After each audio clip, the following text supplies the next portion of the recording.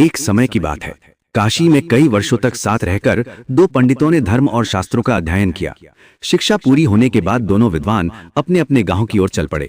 तब यातायात के साधन तो थे नहीं।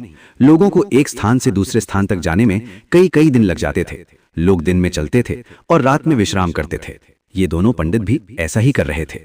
एक बार दोनों मार्ग में एक नगर के सबसे धनी व्यक्ति के यहाँ ठहरे। उसने उनके रहने की व्यवस्था की और फिर अपने लोगों से कहा कि दोनों महानुभावों के भोजन का भी बंदोबस्त किया जाए। इस बीच समय पाकर धनी व्यक्ति दोनों के पास पहुंचा और उनसे चर्चा करने लगा। धनी व्यक्ति अनुभवी था।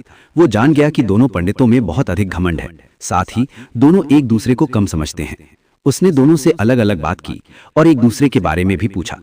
जो उत्तर मिले वे धनी व्यक्ति को दुखी कर गए।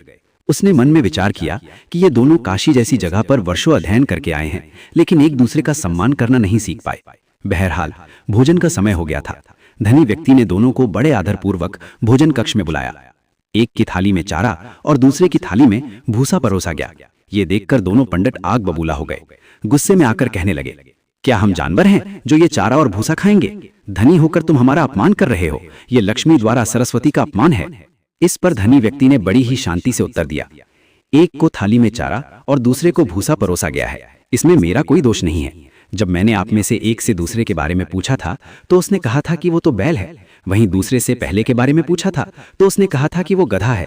आप दोनों ने ही एक दूसरे को बैल और गधा बताया, तो मैंने उसी के अनुसार चारा और भूसा थाली में परोस दिया। इतना सुनते ही दोनों ज्ञानियों की आंखें खुल गईं। उन्हें अपनी गलती का एहसास हो गया। उन्होंने धनी व्यक्ति से क्षमा मांगी और एक दूसरे के प्रति ऐसी सोच रखने के लिए खेद भी व्यक्त किया। सीख: व्यक्ति में कितना भी ज्ञान क्यों ना हो, उसे घमंड नहीं करना चाहिए और दूसरों के प्रति बुरे भाव नहीं रखने चाहिए।